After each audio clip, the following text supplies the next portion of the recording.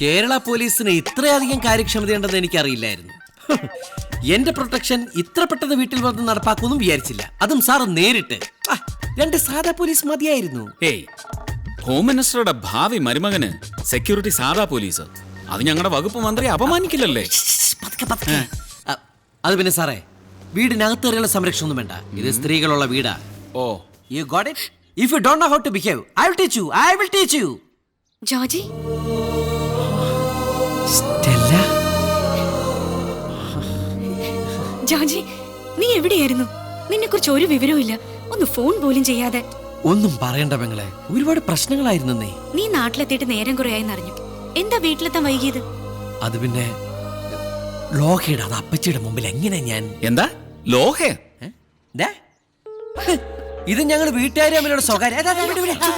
അങ്ങനെ വിട്ടാ പറ്റില്ല. ജോർജി, ഇതാണ് പോലീസുകാരെ വീട്ടിൽ കയറ്റാനുള്ള കുഴപ്പം. കേറി അങ്ങോട്ട് നീ അത്തോ സാറ് പുറത്തോ. എന്തീ കാണിക്കുന്നേ?